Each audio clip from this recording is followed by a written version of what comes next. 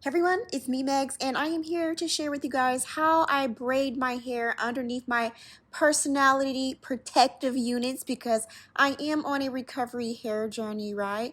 And the first thing I always do is make sure I use a moisturizing shampoo. I like this one by Alpha G for my very first shampoo. I like to shampoo twice. So I make sure I have my hair going back all in one direction. And then with my fingertips, I just kind of go into my scalp and like massage it, making sure I'm really gentle and not to ball up the hair at the ends, just so I won't have any tangles and extra breakage.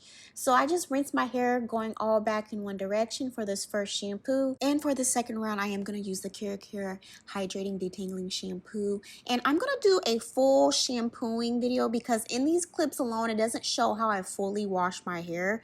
Okay, I am making sure I focus in on the scalp, but there is a specific kind of way I shampoo the rest of my hair down like the shaft and all that, okay? Down the length of the hair, right?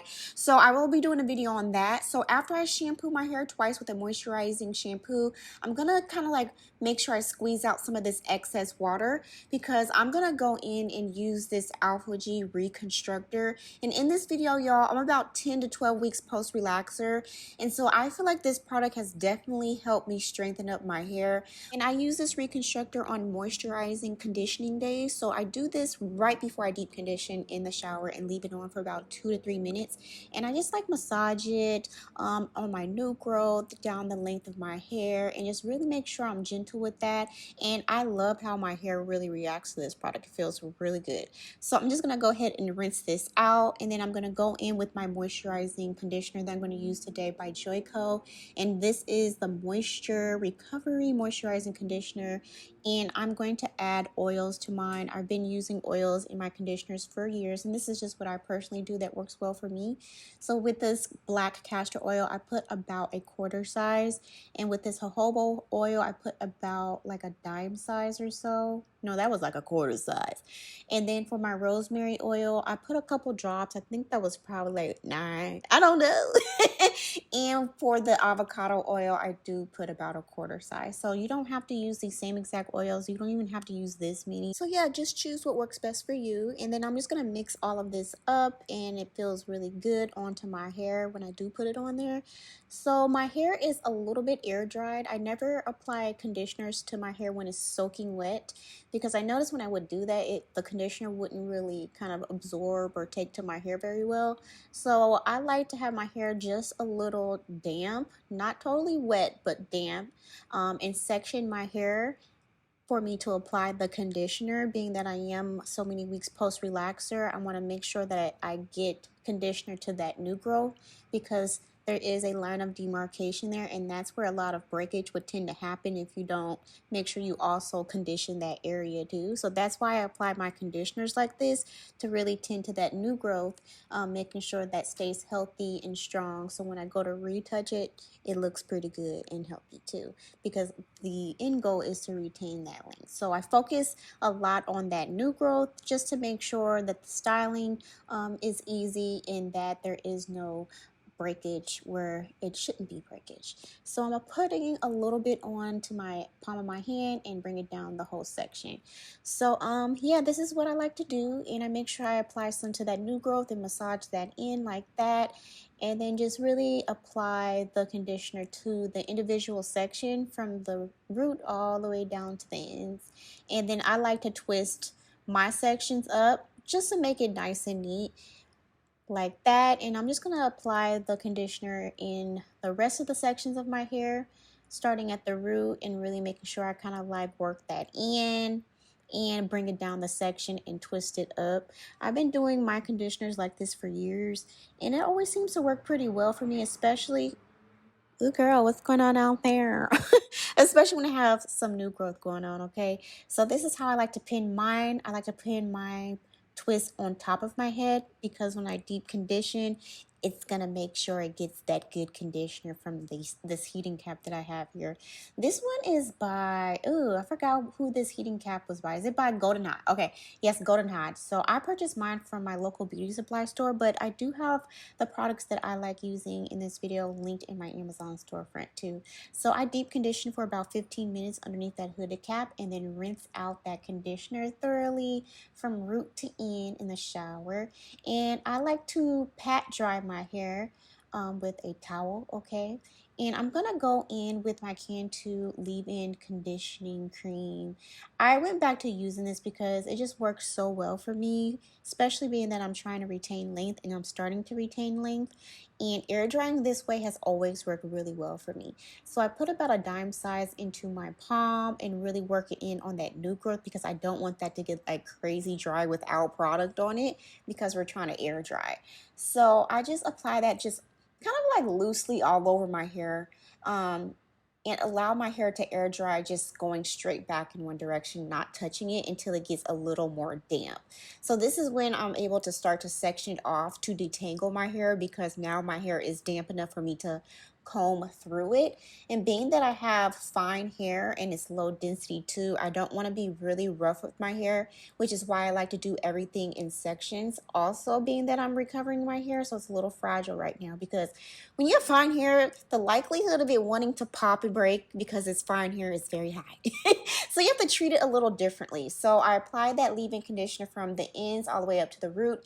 And then when I go in and detangle with a comb, a wide tooth comb that works for you or me, I start from the bottom and then work my way up to the base of the section. And so you can see I don't have a lot of like shedded hair because I'm really taking my time with detangling my hair like this instead of just kind of like ripping through it. So I just do that, repeat it in each section, making sure that I put that leave-in conditioner at the root area too where all that new growth is, and making sure that I apply some to the ends. And then I detangle my hair from the bottom up. I like using a rake comb because I feel like it gets through my new growth pretty well. And also that I don't have super crazy thick hair. This detangles my hair a lot better than like a super wide tooth comb. You get what I mean? So I'm just going to do that again in this section. And you know, back in the day when I started my hair journey days, I did used to see a lot of ladies to detangle their hair with Denman brushes. So, you know, if that works for you too, go ahead and do that too, you know. But I also like, say if I feel like I have a tangle at the root area, I just like to finger detangle the section just to loosen up the hair a little bit.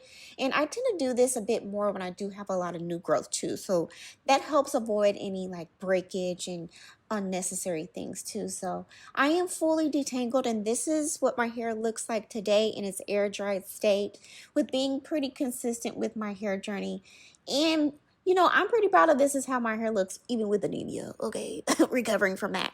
So I'm going to moisturize and seal. And these are my two favorite moisturizers to use to moisturize and seal my hair when I'm going to be protective styling. But in this video, I'm going to be using the Fortified Hair Cream, okay? And I'm going to seal with this mixture, which is argan oil and jojoba oil in this mixture here.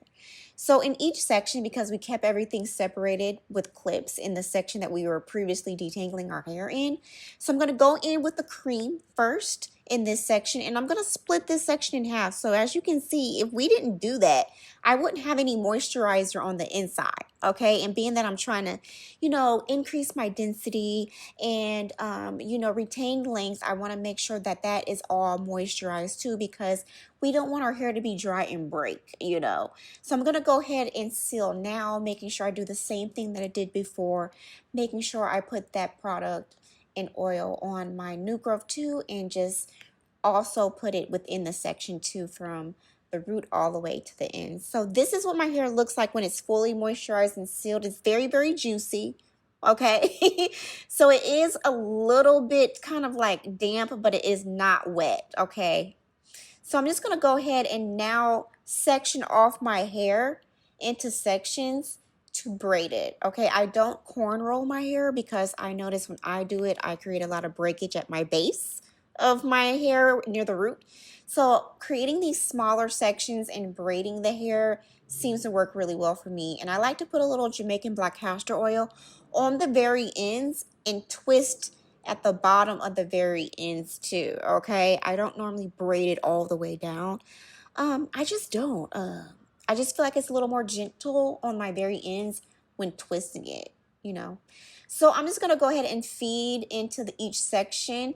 And I feel like doing this for myself because I was never the best corn roller. This allows my wigs to lay pretty flat as well too. And I also like this that I'm able to get to my roots if I need to apply something. And it also works too if I'm wearing half wigs where I might need a little leave out too. So I can still tend to my hair and get to it.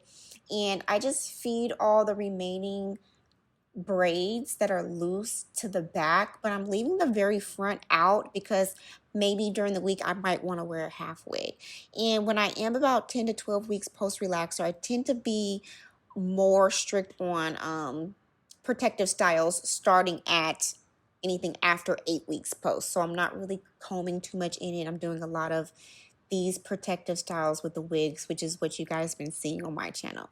So I just pin everything in place, and I like doing this because if I need to take this down and moisturize and seal for any reason, I can, but I typically can go about 3 good days without having to really moisturize it because it's so moist, you know.